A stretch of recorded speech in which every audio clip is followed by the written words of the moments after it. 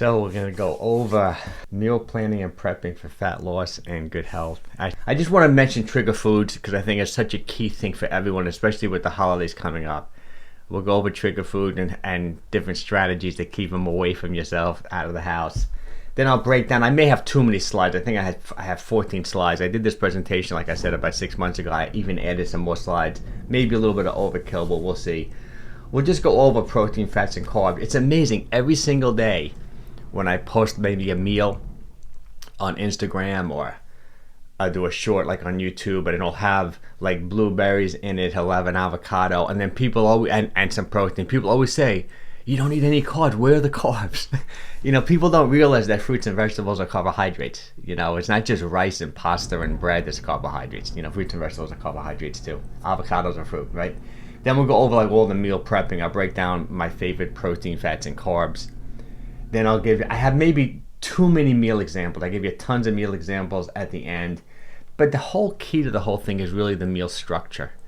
Is that whenever you're looking at a meal, whenever you're looking at a snack, you want to look at it in a certain way. You always want to prioritize protein, fiber, and good nutrition. We'll break it down like in great detail. And then the main thing is the protein to calorie ratio, or really just the nutrient density, like the nutrient to calorie ratio. But you know me, I always focus on protein to calories. Like you want to get a good amount of protein while keeping your calories down. And we'll talk about the protein leverage hypothesis, which I always love. I always talk about. And if I start going too fast, let me know, guys. You know, slow me down. Let's first talk about trigger foods. I know the holidays are coming, and there might be trigger foods in the house. You know, trigger foods are pretty much just foods that are pretty much unhealthy for you, right? That once you're around them, once you're in your house, you just can't stop eating them. I always give my examples. For me, 100% is potato chips. If potato chips are in my house, I'm just going to open the bag. I'm going to eat the whole bag. The other ones for me are probably pizza. Luckily, that's something that I wouldn't keep in the house. But if I just have like a slice of pizza once, I feel like I want it every single day. I feel like I just constantly want it. So that's a trigger food for me. Pasta too. I had pasta once. Like when I was in Italy, I came back. I was dying for pasta because I was eating it pretty regularly. That's why I did the meat and fruit diet for a week, just to nip it. Me, ice cream too. I love ice cream. I don't keep it in the house. It's a real treat every now and then when I have ice cream. I actually did not have gelato once in Italy, which was really incredible. You know, I'm not much of a gelato person. I like a light ice cream, like a Breyers ice cream, but I didn't have it once. And Italian bread too. I just love that Arthur Avenue Italian bread. I have a hybrid. I think Tom knows too. I bet those little Shankar. I know there's little baked crackers. I may have those a few days a week. A couple of those thin baked crackers. I'll give you guys the name of them. I think they're great. Very low calorie, 3 ingredient, organic, similar to the Arthur Avenue bread. But you know, so I would say this. You can write down what your trigger foods are, like make a list of 5 or 10 of them, but you kind of know what they are. There's a couple of ways to get around, especially in the holidays. First of all, I would tell people, please don't, like if you love chocolate and people give you gifts, there you go. Tom's got them right there, those Fire Hook crackers. I think they're great. I buy the rosemary ones, the same ones that Tom is showing you right there.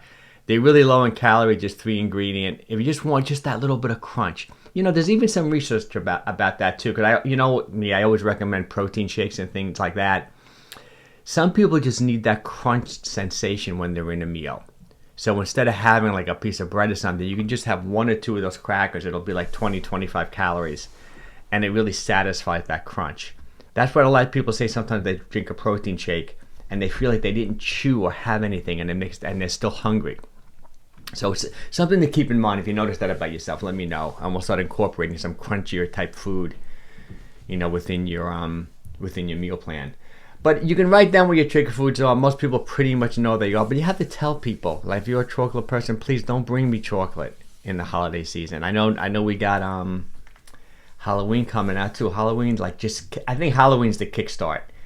Obviously, if you got trick-or-treaters, I try to even buy candy that I don't like. I think that's a good strategy. Don't buy your favorite candy for the trick-or-treaters who are coming on Friday, you know, next week.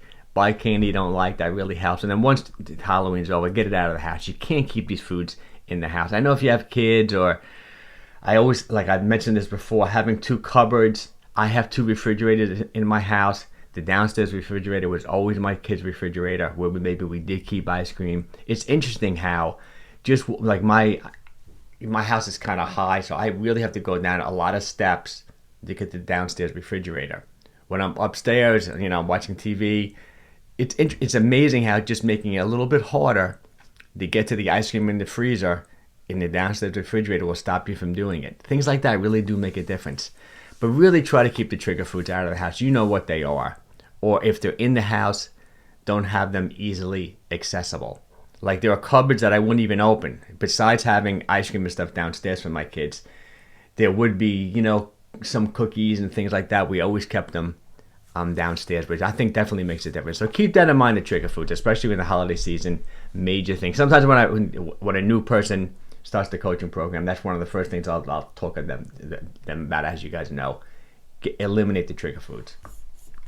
But let's break down, this is the other key thing when it comes to, I think, meal planning, meal structure, is that protein to calorie ratio. We're all in a calorie deficit right now. I think Rose is actually kind of at maintenance right now, but pretty much we're all in a calorie deficit. Except me, I'm at maintenance too right now. And you want to eat a high protein diet. We all know my equation. 0.9 grams per pound of body weight, if not more. I think you can go 1 gram per pound of body weight, as long as it doesn't make you eat more.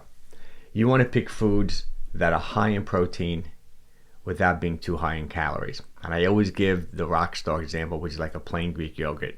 80 calories, 16 grams of protein. It's like 90% protein.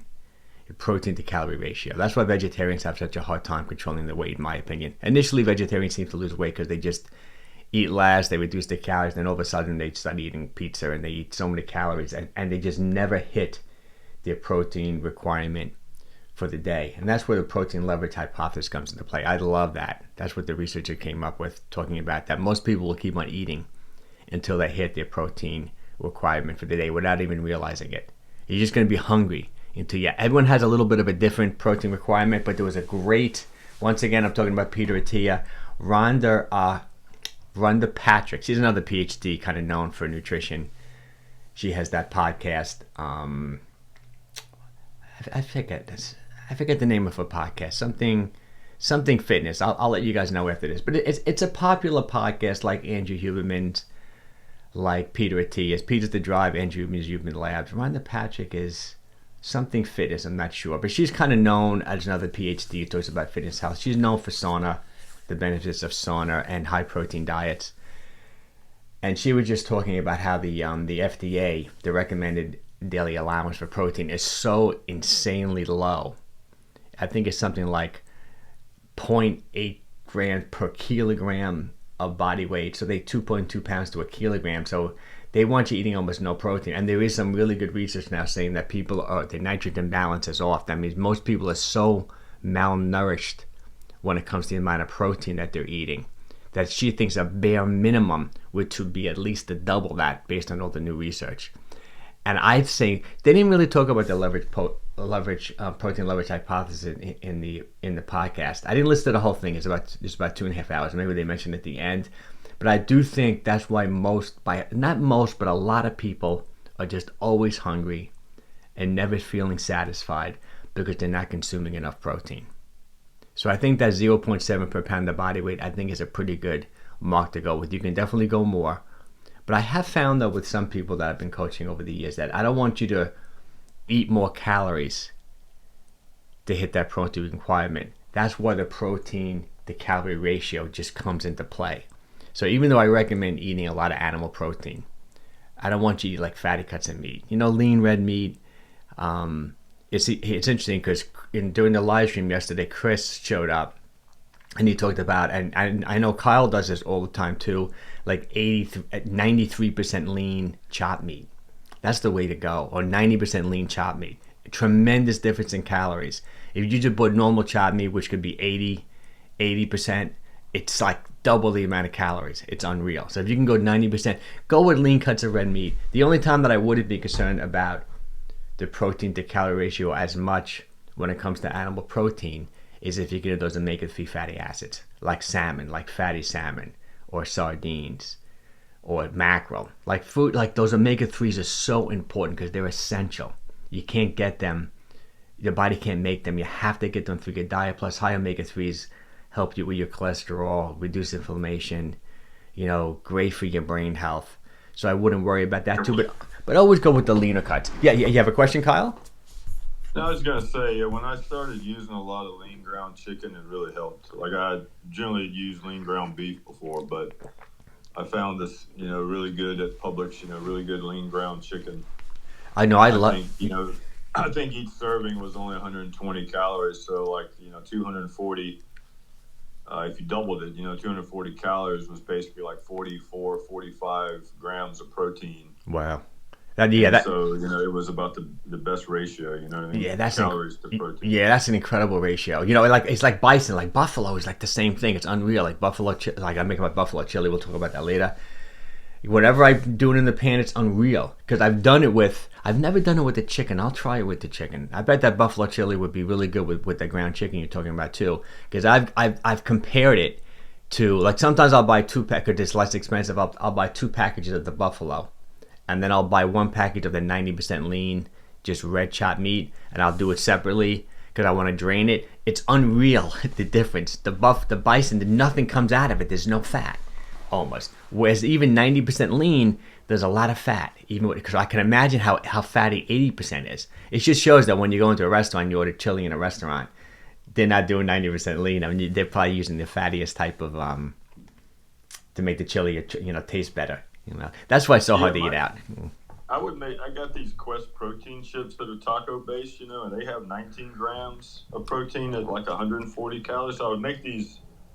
In fact, I'm gonna do it today. I'd make these like, just nachos, right? And it would end up being like all said and done, like, 400 and some calories and 80 some grams of protein. Oh, that's great. Which is probably too much, but it would, I tend to overdo it a little bit. Oh, but you're doing incredibly well. You're doing great, Kyle. I love those last pictures you sent me. But that comes back to the crunch too. It gives you that little bit of a crunch too, which is nice. I've never tried the Quest nacho chips. I have to try them. Maybe I'll get them today. Because I guess great for football Sunday to have something like that, which is kind of a fun thing. Thanks, Kyle. That's great. Cool. Okay, so I guess you guys know the gist of this: protein to calorie ratio, leverage protein hypothesis. I'm just trying to drive home. Try to hit your protein requirement for the day. Everyone has a different one in here, but when you're doing it, don't do it in the expense of taking in too many calories. Do what Kyle's talking about. Protein to calorie ratio is key for sure. Let me see what's the next slide here. And I just give you an idea of this may be a little bit overkill, this presentation, because I have another protein slide later on, but I kind of ranked the proteins on best, second best, and ones you want to avoid. Obviously I think fish is definitely number one.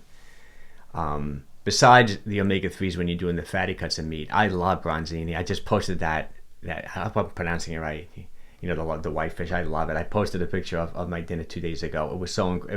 I love it. It's my favorite fish. Then the second day we had flounder. It looks similar. We made it the same way. We do it in tinfoil, wrapped in tinfoil, and just like bake it with a little extra virgin olive oil and salt, pepper, maybe a little bit of garlic powder. Just love it. I just love fish. I have been a pescatarian from time to time where I was only eating fish, but now obviously I eat all different types of meat. Love shellfish. You're gonna see one of the slides I have later on. I did a slide of all the foods I keep in my house every single day. It's always there. I always keep frozen shrimp in my house. Generally have both. Ones that are pre-cooked. I get the wild shrimp from the Gulf, from Florida. It's not even that expensive. I buy it at that local grocery store near me, the Chico's. I know some people are local here, so they can go to the Chico's too. It's great. And sometimes I buy the raw already cleaned. You boil it in 3 to 4 minutes.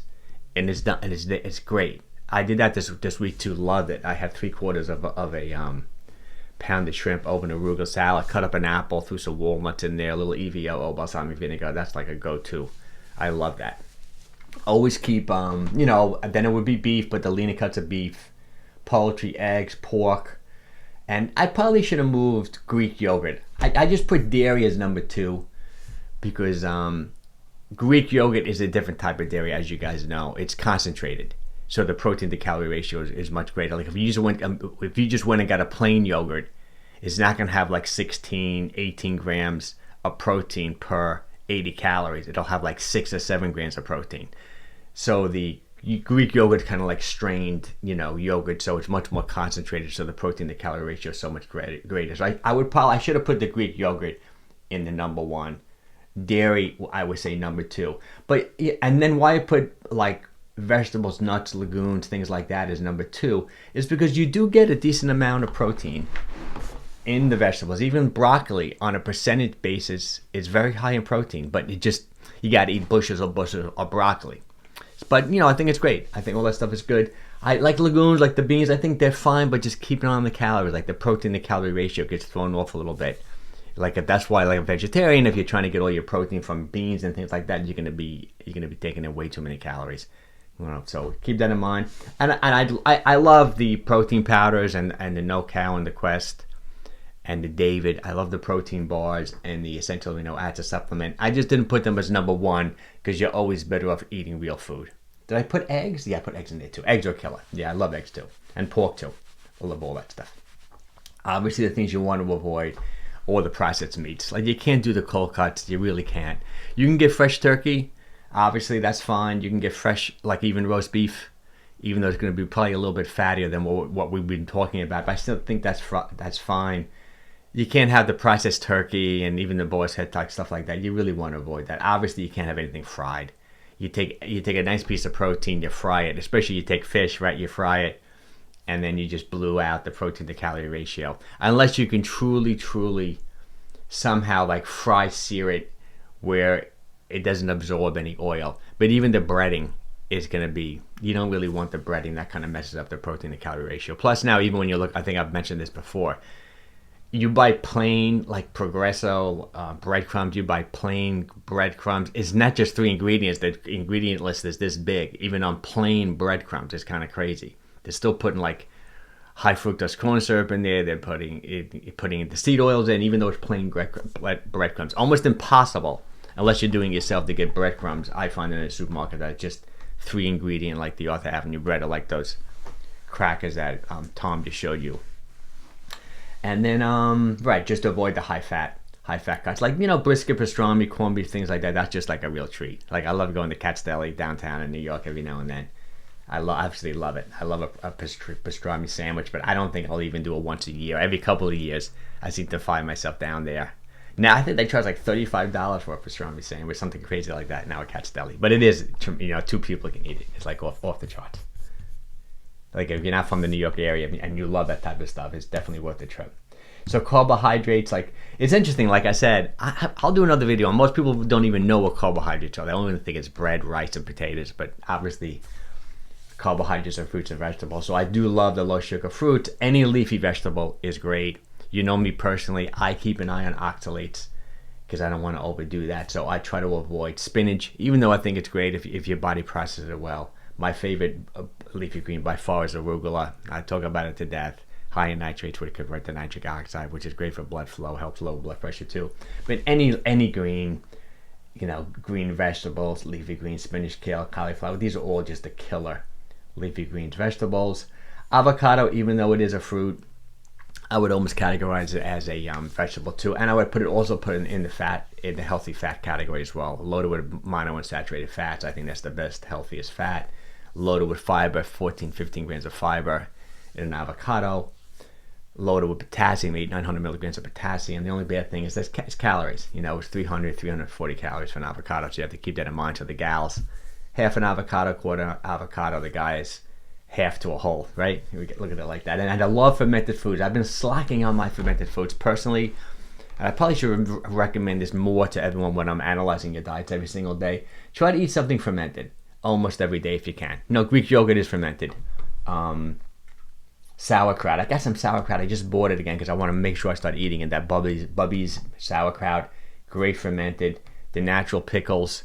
Bubby's makes those pickles too, which I really love. How do you pronounce that? Kimchi. I'm not a kimchi person, but I think it's a great thing to do. But even the apple cider vinegar, fermented food. Like when you're having balsamic vinegar, fermented food. A glass of wine every now and then, fermented food. It's good to have fermented food. Feeds the good bacteria in your stomach. It really is a great thing for you. Hey, Mike, yeah. how much of quantity of sauerkraut are you eating? Like a tablespoon and that's it? On a No, daily basis? yeah, I would say much more than that for me. You know, I buy that whole container. I probably would only get like 3 servings out of it. I take a good amount, much more than a tablespoon. If I had to like eyeball it, over half a cup, maybe 3/4 of a cup of sauerkraut. So I'll do like, you know, people make fun of me because it's like a weird combination. I would do like those sardines with smoked salmon, half an avocado, and a nice pile of sauerkraut. It's somewhat dominant though, that sauerkraut. You know, the taste of sauerkraut, it's pretty strong. So sometimes it overpowers the food you're eating it with. I can literally snack on sauerkraut too. Or sometimes like I'll eat my meal, and then right after the meal, I say, you know, let me have some sauerkraut. It almost like cleans my palate because sauerkraut's kind of strong. The pickles are great though because they're just like a snack, and it's almost free. There's like almost no calories in a pickle, especially if you buy those spicy ones, which I love. You get that spice. That's a great appetite suppressant too. Or if you get hungry in between like lunch and dinner, you just want to have a couple of pickles. Some people, you know, the keto people drink the pickle juice. I think that's kind of extreme, but it has the sodium in it, so you know, people like the sodium. But it's not a bad thing. You can do it like a shot of like spicy pickle juice, and you get the fermentation a little bit in there as well too.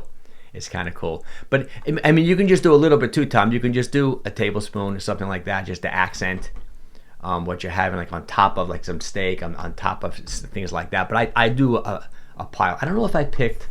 Did I pick one? Let me quickly go to. I don't think I picked the sauerkraut. I don't think I have. These are all the meal examples. Yeah, I don't have any sauerkraut there. But next time I do it, I'll give you an exact. I'll send you a picture, Tom, of an exact meal that I ate that has sauerkraut on the plate. Because I'm starting getting them into my diet again. I'll do some videos this week on it too. Thank you. Sure. Sure. My pleasure. There you go. And then obviously, okay. So the second best, I think tubers are pretty good, but you always gotta keep on calories. You know, sweet potatoes I love, the yams I love, the white and red potatoes, the golden potatoes. Eat them, but just be a little more conscious. You know, the glycemic index is a little bit higher. They're not as nutrient dense as like a sweet potato or a yam. Obviously, the low sugar fruit, I probably should put that in the best category. Any berry, blueberries, raspberries, strawberries, I love. Oxalates are kind of high in raspberries, so I avoid them. But I think for most people, I think they're fine. The beans and maybe the whole grains, I would put them probably in the second category. I would prefer beans over whole grains. Really, unless you're really making the bread yourself. I know I have one, she doesn't really show up here, but she makes her own like sourdough bread. She grinds the grain. I mean, it's unreal. It's I have to try it one time. It's really amazing. Sourdough bread's pretty good. The glycemic index is not too high in it. So if you're eating the whole grains, just make sure maybe a local bakery that's making them, things like that. Just track the calories. That's the key. And we all know the type of carbs we want to avoid. The high sugar carbs, high fructose corn syrup's the killer. Fructose goes right to the liver, overwhelms the liver, leads to fatty liver disease, high triglycerides, all that. Really minimize high fructose corn syrup. If you can completely eliminate it, like if you're looking at a label of anything and you see high fructose corn syrup, try not to have it. Even with the protein bars, like the protein bars I recommend don't have it, but if you're looking at a protein bar, sometimes they'll put the high fructose corn syrup in there. You really want to avoid that. And just, we all know the junk food, the fried food, the cookies, the cakes, the donuts, the pretzels, right, the potato chips and things like that. You really want the ice cream, the bread, you know, a little bit. And you know, I've talked about this before, resistant starch. If you do want to eat some of these foods, like you want to have rice, but if you want to have rice, you may just want to enjoy the rice. You know, have some warm white rice or you know, I have to get the name of those mixed rice, right? Wild rice, things like that. If you do want to reduce the calories and make them a little bit more like a fermented type food, you could refrigerate them the day before for 24 hours. It turns them into a resistant starch, which is resistant to digestion. It won't spike your blood sugar as much. It'll probably reduce the calories. Hard to say how much. Could reduce the calories almost in half by turning into resistant starch. You know, that's my trick when I do sushi. I actually recently just did that.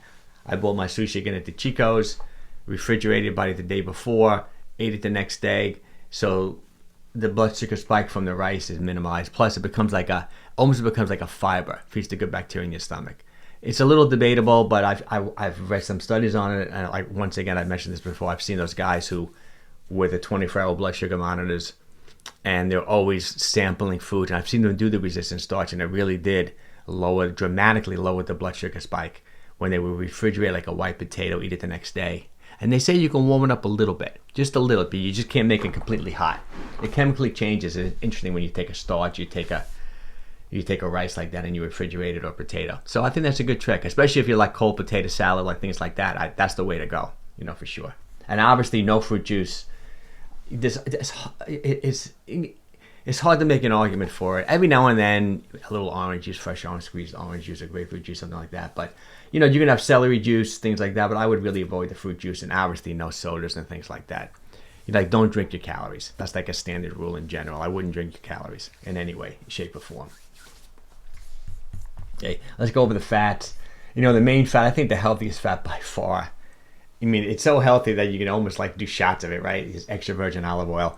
You just want to make sure that it really is. You want that burn. I've talked about this before in your throat. When you're having it, it seems like you can't trust a lot of the companies that put out olive oil nowadays. They mix them. They come, whenever you look at the label, this comes from like 5 different sources. Kind of hard to say. I've been getting my olive oil mostly from Greece. Sometimes certified from California as well too. But that's my favorite. I've even got away from the avocado oils and stuff lately. I never really use coconut oil that much anymore. And I think it's okay, but just, a lot of saturated fat in the coconut oil. Also the MCTs though, which is fine.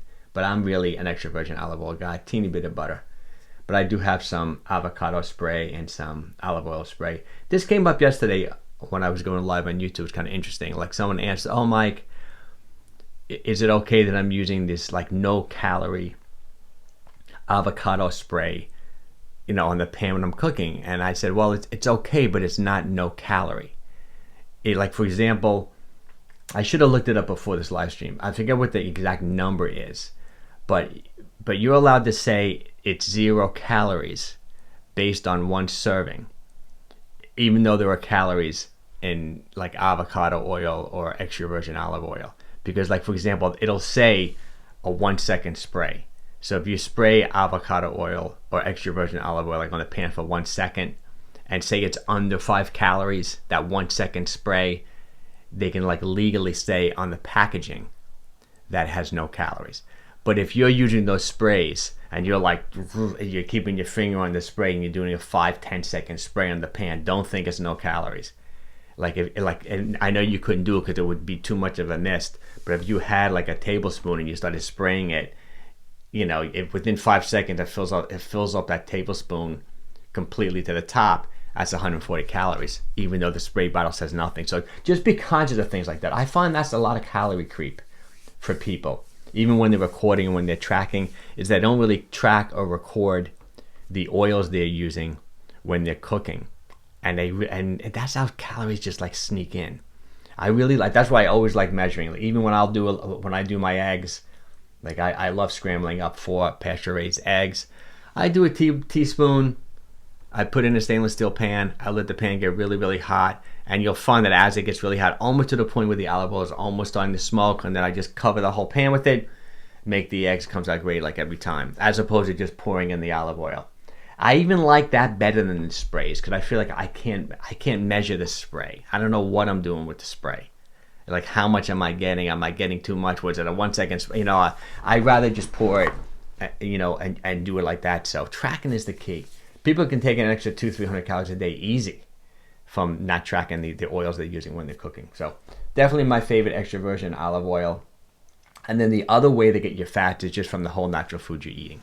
That's the key too. Because when you look at everyone's ratio, a lot of people here I have their protein and their carbs are about the same, and then you don't even have to look at your fats. If you're eating that whole natural food diet I'm talking about, all these meals that I know you guys know that I like, that you guys eat, most of your calories are going to come from fat, but from the fat in the food, like the salmon, the sardines, the avocado, the lean, even the lean red meat, the chicken, all the foods that you're eating, these healthy foods that you're eating, are going to have fat in them. Plus the fat and protein have the highest satiety, the combination of the both. You're not going to be hungry. That's the whole key, is to eat in a way where you're taking good nutrition, adequate protein, a good amount of fiber, and then you're just never hungry.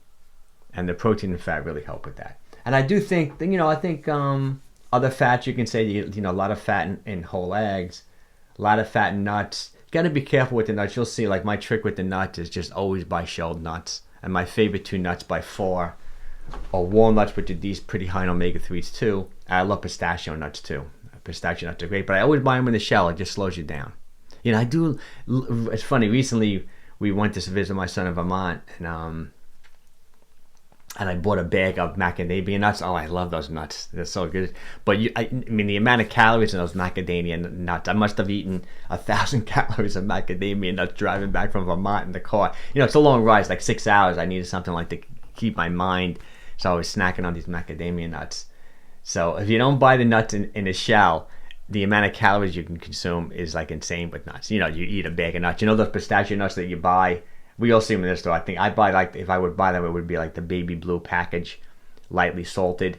But you look at the calories, just every time you grab it, it's 210 calories. You eat that bag, you're taking in like 1,500 calories, and you can eat them in a half hour. You know, so buy the nuts with the shell. And obviously, and you know, the other secondary oils would be, for me, would be like butter, coconut oil, avocado oil. Just be a little careful with them. I would mainly go with extra virgin olive oil, and then get your fats from the whole natural food you're eating. The ones you want to avoid, I know this is so debatable, because when you look at the research, you know, a lot of research says vegetable oils are good. You know, better than like saturated fat, things like that. But I mean, if you look a little bit deeper, I think they are pro-inflammatory. And you know what it is? So many of them, and I do agree with this, is that they're rancid before you even open the bottle up. You know what I mean? Like, they're oxidized. They're in a plastic clear bottle, the vegetable oil. So a lot of people feel that even before you open the bottle, they're not in their ideal state. I probably would avoid them as much as possible, like the seed oils, the cottonseed, the sunflower, the peanut, things like that. Yes, you do need some omega-6s. There's some are essential. You have to get them through your diet, but you're going to get them. Even olive oil. Olive oil has everything in it. Has saturated fat too. That's why olive oil is just the key. That's the only fat you really need, besides the fat in the whole natural food you're eating, right? And then if you're eating vegetables, you're getting a little bit of the vegetable oil, right? To some degree. Well, okay, so let's see.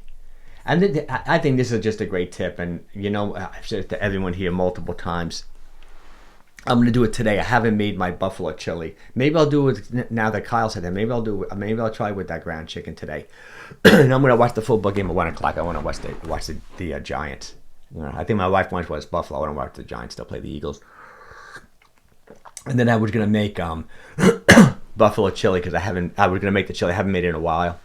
But I think it's such a good idea to always keep a pot of something in the house. Recently, I made my escarole bean. I just love that. That's a great thing to keep in the house. Like, the whole idea, I've said this before, you never want to get caught. Like, you never want to come home hungry, tired, and not know what to have. Or your kids, or even if you're having people over, you know, you're entertaining, you're doing something, and people are eating unhealthy things, you can just enjoy like a chicken soup, an escarole and bean soup. You can enjoy your chili. I mean, you need to keep something in the house always, so you're never caught, so you're never tempted, and you can find it really satisfying. Plus, I find like soups and chili and things things along the lines of that, they're slow eating foods. Like, you slowly eat it over like 20 minutes. You can't down soup. You can't down chili. You know, it's not like you can eat it really quick. And it's, you know, you put the spoon down. I think it's just a great thing to have. Always have a pot, a bowl or something in the house. It's funny. I feel like my voice is sore from talking so much yesterday. And I did live streams 2 days in a row. Kind of hard on my voice a little bit. I think it's just a great thing to have. And it could really be anything. But there's other things we'll see when it comes to some other slides. I'll show you the foods that I always keep in the house. But having a pot is something, I think it's a great thing. And I have some great, if you guys need recipes, I think I've sent them all to you, but I have a great one on the chili, I have a great one on escarole and bean, I have a great one on like low sodium chicken soup if you want any of those recipes. I make them all the time, I just love it. I guess there's a little bit of overkill. This is why I may have overdone it with the slides. I just want to go over again the protein, the lean red meat, chicken breast. If you're concerned more about the calories, go with like chicken breast instead of thighs. Fresh turkey is great, no coconut, fresh pork, all the shellfish. I guess there's a little too much overkill. I don't really have to go through this. But once again, the carbohydrates, leafy greens, vegetables, fermented foods, the cauliflower, the broccoli, fresh fruit, the berries, sweet potatoes, beans, legumes, protein. I just did it again. The fats, yeah. I guess that's a little repetitive. Oh yeah, I would put the dark chocolate in as the healthy fats if it's 80% or higher. I go 88, 85%. There's a couple of brands I really like. But let's go more to exactly what I keep in the refrigerator. Like, these are the foods that I always have in my house. And I'd love you guys to like have a list like this and to just always have these in your house consistently. So like I said, so you never get caught. Besides having that pot, like I said, besides having some chili, some chicken soup, some escarole and bean, and also leftover protein. That's a real big one. Like, whenever I make protein in the evening, we didn't do it with the branzini because it's really expensive and I just ate it all that night. But typically, whenever I make protein, I always make extra. So when I make salmon, I'll eat 3/4 of a pound. My wife will maybe eat half a pound. I generally buy 2 pounds. Or maybe 1.75 pounds, something like that, 1.5 pounds, because I want a nice 8 to 10 ounce piece of salmon left over that I can throw in my arugula salad the next day, for my first meal. When I make those chicken thighs, I do 2 trays of them. I'll do 2.5, 3 pounds, so I know I have them. So whenever I'm making protein, most of the time, unless it's a real expensive type of protein like a branzini or filet of sole or something like that, I'll always make at least 8 to 10 ounces extra, so the next day I know I have my protein. I think that's a great rule to go by, especially if you're cooking for the whole family too. So these are the foods I always have in my house consistently. I always have eggs, and I do spend the money on the pasture-raised eggs. I know the Chicos now, these eggs were like $9.99 a dozen. It's crazy. It used to be like $4, $3. You can get those ones at Whole Foods. Like, the one I'm talking about. I think what's called Vital. I think they're Vital. I forget the name. The ones in the black container. The pasture raised. I mean, I think they're the best ones. The yolks are so orange and so deep in color. I do think they taste the best. I've even tried some other pasture raised brands that are a little bit less, like $7.99. The yolks are not golden to me. They're yellow. So I don't know. They say they're pasture raised. Who knows? I always keep smoked salmon in my house. The brand. I know a lot of guys. I mean, we talked about this before. It can be higher in sodium. But I'm lucky. I know the people who live around me, I have that smoke store right in Mount Kisco near me. It's the best in like Westchester. Some people think it's one of the best places in New York. So I always keep it there all the time. I always keep smoked salmon in my house. But I recommend a couple of brands to you guys that are not crazy high in sodium. That's the whole sodium thing. I know people get discouraged. I know everyone here too. You wake up one day, you think you ate healthy the day before. You were great with your calories, great with your protein. You made all pretty good food choices. You wake up the next day, you're 1.5 pounds heavier. It's the sodium most of the time. Maybe you had smoked salmon. Maybe, unfortunately, instead of you eating like 1,500 milligrams of sodium, you had smoked salmon. Maybe you had, I don't know, I can't think. Maybe you had some sushi, right? Even if you don't use the soy sauce, there's a lot of sodium in the rice when they cook the sushi. They put soy sauce. When they're making the sushi, they'll put a dab of soy sauce or wasabi and things. Wasabi is really high in sodium. You wake up the next day, you're 1.5 pounds, 2 pounds heavy, and you're upset. You don't know why. It's the sodium. So, the whole idea, like I always say, you want to hit those lower lows. So don't get upset. Just know that if you have maybe smoked salmon, you have some sushi the day before, even though I think it's pretty healthy, you're going to hold a little water the next day.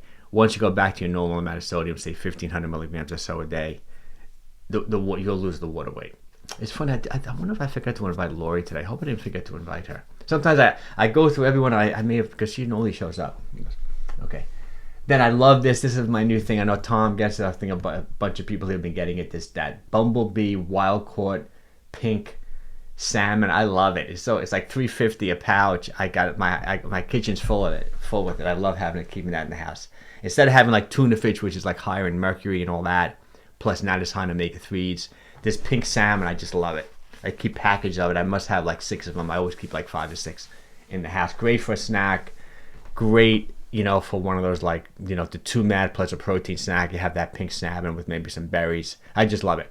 Or sometimes if I feel if the meal's a little light on protein, I'll do that. Sometimes I'll do the smoked salmon with and I'll do the smoked salmon with the package of pink salmon, and then I'll have a plain Greek yogurt like as a dessert at the end, and I'm up to like 60, 65 grams of protein, which is great. I always keep frozen shrimp in the house. Like I said, sometimes cooked. raw, either one. That's such a quick. You boil up some water in 3 minutes, and within 10 minutes, you got great shrimp. I mean, I love it, and it's all clean and everything. It costs a little bit more, but I like to buy clean already too. And obviously, I literally, my house is literally a mile from the Chico's, from this shopping center, which is my favorite supermarket, or like, I guess, mini supermarket. So I go in there multiple times in the day. Like, I like buying my meats and fish and stuff fresh every single day. But you can freeze, you can whatever, but you want to keep meats in your refrigerator at all times too. Chicken, fish, meat, whatever it might be. So keep that in mind too. You don't want to get caught there. Always keep plain Greek yogurt in my refrigerator. Whenever it's on sale, I look at the dates. I'll buy 6 of them, a dozen of them. And I don't like to buy the big containers. My wife does, but I find I overdo it. I love, even though it costs a little bit more, I love just having that one serving, 80 calories, 16 grams of protein. Or there's different brands. I know Shankar has a great brand that gives you even a little more protein. I like having just a one serving size. Keeps things in check for me a little bit too. And I always keep a Quest, RX, no-cal protein bars. I've been fooling around with the David bars too. I know they're really popular. I think they're good. Great for protein and calorie ratio, but they're just really low in fiber. There's almost like no fiber in them. So I like the Quest and no-cal bars because it's kind of like taking a fiber supplement. And I've even been fooling around lately with the RX bars, even though a little higher in carbs and maybe a little bit more on the sugary side. They're not adding sugar, but it's like dates. Dates could be a little on the sugary side. You still get 5-6 grams of fiber, and it's just almonds, dates, and egg whites. It's a real simple, basic bar. So if you don't want the because there is some sugar, alcohols, and maybe some stevia and monk fruit and things like that in the no-cal and Quest bar. You want to be like really natural. I don't think the RX bar is so bad. It's a great pre-workout bar because you'll burn off those calories. Or before you go take a walk, you want an RX bar if you're hungry or something. I think it's fine too. But I always keep that in the house. I always keep walnuts. Like I said, walnuts and pistachios are always in my house in the shell. I always have a bag. I think walnuts are my favorite though, because I'd mentioned this before. When I was a kid, I used to crack them for my grandfather and try to get the walnut perfect without it broken at all and give it to him. I used to love doing that as a kid, so it reminds me of him whenever I'm eating walnuts. And I love cracking them. I'll probably do that during the football game today. I'll crack some walnuts. It slows you down, and after 6 or 7 walnuts and you're cracking them, you don't even want to deal with it anymore. It's not enough. Pistachios, even in the shell, you can eat too many, but it still slows you down as opposed to just throwing nuts in your mouth like really quickly. Always keep extra virgin olive oil in my house. Always blueberries. The blueberries, the prices have been crazy lately. The Chicos, they were $7.99. They just put them on sale now for $4.99. I just bought three bunches of them. You know what I do find? Even though Whole Foods can be expensive, certain things at Whole Foods are worth the trip too. Like blueberries are always on sale. Avocados are always on sale. I find like arugula when you buy the big containers. You can do good in Whole Foods for like, I think, good produce for the price. You just can't buy everything there. Like the sardines are much more expensive at Whole Foods than they are in other stores. You got to just pick your spots. And Whole Foods has that celery juice is on sale a lot at Whole Foods. I think Whole Foods is a good store, around the perimeter. So I always keep seasonal fruit like berries, and like now I have a lot of apples in the house because it's coming to the end of apple season. But I love the local apples. My wife's a banana person, so we always keep bananas in the house too. I know a lot of people now have been buying the frozen blueberries. You can do that. I don't know. I just can't get my head around them. The frozen blueberries. I just love the fresh ones a little bit more, even though they're a lot less expensive. You can do frozen, obviously too. Always keep avocados in the house as well, as you guys know. I'm really good at picking them, but I know it could be a little challenging. You open up an avocado, it's rotten already. It's that ideal firmness, and I buy them in stages. So I'll buy a ripe one like for today or tomorrow, then I'll buy one that looks a little firm. I always buy them with the pit in. And then if you refrigerate them, it slows down, obviously, how quickly they ripe. So you can kind of pace it out. I like to buy at least 3 or 4 at a time. And someone told me this. I don't know if this is true, but I do it. Like sometimes you go to a store and they're none are ripe. They say if you stack them, like you pile them on top of each other, you buy 3 and you make a little pyramid, they ripe quicker. I don't know if that's true, but people have told me that. Always have arugula in my house. I mean, it's very rarely when I don't have arugula. I just love arugula. And I always have, I know it's more expensive, but I generally always have cut vegetables. I do this more for dinner a lot. Like I'll buy the peppers, the yellow, the red, the green, the orange, already cut. because you know it's so time consuming to cut these peppers, you know, and do things like that. And it's such a nice accent for dinner or for your salad to throw them in. I generally always have broccoli, cauliflower in the refrigerator too most of the time, and sometimes I even buy the frozen vegetables. You know, we just you just put them in a little water and you heat them up like that. I think that's fine too. Frozen vegetables I think are great too. These are all the things I think you should always have in your house, so you never really run into trouble. And this is just the general meal structure you always have to think. Always think protein, fiber, good nutrition. You know, your meal should be focused around the protein. Each meal should be 1 part protein, 2 parts vegetables.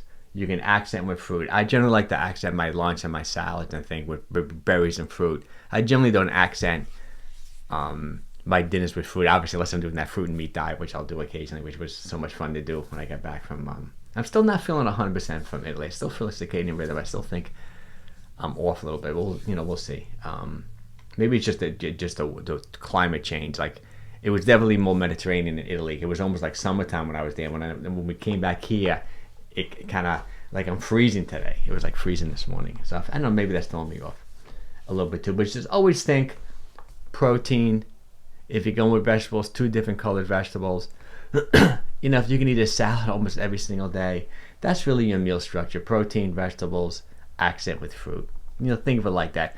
You know, you can just almost, when it comes to the starches, like the sweet potatoes, like the tubers, things like that, you can have them, but just be conscious. Even the beans and the legumes, just be conscious of the protein to calorie ratio. Just be conscious of the calories. You can have them, but like half a sweet potato, you know, 2 small red potatoes. I mean, you just can't make it the center of your plate. The starches, the rices, the breads, things like that too. And just like I think you guys know, every 8 ounces of chicken, fish, and meat is about 50 grams of protein. An egg, 6 to 7 grams of protein. Plain Greek yogurt, 15, could be higher at 18 if you're going with plain yogurt. No flavored yogurts, right? You're better off adding a little bit of honey. You're better off adding some blueberries. You're better off making your yogurt a little sweet with something like that, as opposed to, you can't buy the fruit on the bottom. It just is candy. It's like drinking soda. Those other yogurts. Here are some. Let me load this up a little. Oh, I have to make myself. I'm gonna make myself smaller so we can see these meals a little bit better. Hey, Mike. Yeah. Hey, Kyle. What's up?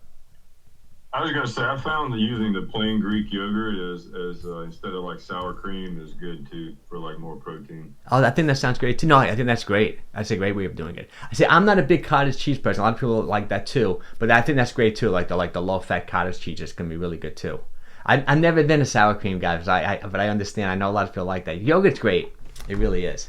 Especially, you know, all those Greek dishes and even the curry dishes, they use a lot of yogurt, which increases the protein too. Yeah, plain Greek yogurt's great. I really love it. Thanks, Kyle. And here, I guess you guys know my meal examples. This is my go-to. I think I did a video recently saying you can eat this arugula salad every single day, like for the rest of your life. And you don't really need as much variety as you think. All you need are 10, 12 meals that you keep on going to 90% of the time, and then you save your variety up. If you know, when you're going out, maybe when you're on vacation, you take a trip, but otherwise when you're home in your normal everyday life, eat the same meals over and over again. So this is my go-to arugula salad. 10 ounces of salmon, you know, a handful of blueberries, like half a cup of blueberries. I think there's maybe a whole half avocado, not even know, a little extra virgin olive oil, balsamic vinegar. This was when I was doing the meat and fruit. I love this because this is like blueberry, salmon, and you know, cucumbers and tomatoes are fruits. So that's a nice little medley right there. 2 different colors. We get a lot of colors going here, vitamins, minerals, nutrients. I love this. I used to do this all the time. I used to get these salmon roe eggs. I love that. I just haven't done it in a while. I used to send away from them. They used to come in like dry ice. I got to do it again. But I love putting them inside an avocado. Grilled chicken, strawberries. Look at all the color there. That's like the perfect meal. Similarly here, some chicken thighs, you know, probably 70 grams of protein, half an avocado, orange. It must have been orange season. You don't want to have that. Here, shrimp, 3/4 pound to a pound of shrimp, arugula salad, tomato. I think I have a little fresh mozzarella in there too. Not money, sometimes I buy those fresh mozzarella balls. Great thing to accent in salads. I just wouldn't down them, you know, fresh mozzarella like that too. Same thing here. You can see a little bit. I put cherries in this salad. This is my go-to plain Greek yogurt with blueberries. I got a little bit of ground flaxseed in there too, and I loved it. This is my smoked salmon, blueberries, avocado. I think I may have shown you this slide a while ago. Let me make this a little bit smaller. See if I can make myself smaller here. And then we'll blow this up a little bit. Just some other typical meal example. This I love this one too. I do this all the time. The sardines and the salmon with the avocado. Eggs too, 4 eggs. See, I do this all the time. That's why I always like having the leftover protein. Like 4 eggs is 7, 14, about 28 grams of protein. Maybe 25 to 28 grams of protein. So that's not enough protein for me. So I just put a nice, 4 or 5 ounce leftover piece of salmon from the night before. So it brings me up to my 50 grams, 55 grams of protein. The avocado, apple seasoning, a little apple. Same thing here, chicken thighs. See, I only have 2 potatoes. I don't know if you can see. That's the key. When you're having the potatoes, you just can't have an insane amount of potatoes. Just 2 potatoes there are more than enough. Pretty satisfying too. And I like this too. Sometimes I just make it look nice. I'll take the arugula salad, avocado and apple on top. All the time too, just same old salad. This time I just seared some. I buy the cheapest steaks most of the time. Not the next one I did. That's filet mignon. I overcooked it. This particular one in the middle here is that cheap like sandwich steak, but it's so lean. That's why I like it. It's so inexpensive. I tenderize it. I salt it up. To me, I love it. And then I had carrots, blueberries. There's a can of sardines in there too, because that wasn't that much protein up. You can see it. Avocado. This one too. This one I messed it up though because I overcooked. This was like expensive, but I love that. I love filet mignon. This was like a high protein meal. Same thing. The arugula, blueberries. I think that was like half an orange, half an avocado. I do this all the time too. I do that curry grilled chicken breast. Just grilled chicken breast. I put the curry spices on it, salt, pepper, a little garlic. Once again, the avocado and blueberries. This is an example. I know where I had this. This is out in Boswick's, which is my favorite fish place out in the Hamptons. They give you it's like $19.99 too. It's one of the only places. It's unbelievable how affordable it is. They do put a little bit of a buttery sauce, which kind of increases the calories, but this is another. I want to give you an example of something when I eat out. I just order fish like 90% of the time when I eat out, and they give you like 1.5 pounds a ton, string beans, a little heavy on the potatoes, but still pretty good. Same thing. I do this all the time too. The same thing with the shrimp. Since I always have the frozen shrimp, I curry up the shrimp. I don't know if you can see. It's kind of like a little orangey. I do it right in the pan sometimes. I buy the raw shrimp, or maybe it's frozen. I let it thaw out. Same thing. A little curry, salt, pepper, a little bit of extra virgin olive oil. Just mix it. You cook it in 4 minutes. This is not rice. This is like one of those like cauliflower. This is one of the frozen things I do keep in the freezer all the time too, like a cauliflower frozen medley instead of having rice. I love it too, and sometimes it could even give you a little bit of crunch if you don't overcook it. Sweet potato. This is that pink salmon, avocado. But that pink salmon, I think, is 29 grams of protein, 160 calories. Just to up the protein a little bit more, because I want more than 30 grams, I added a Greek yogurt, which brings it like to 46, 47 grams. This is 5%, but generally I go with low fat with an apple. So I think you guys know not my meal structure, but this is the key to the whole thing.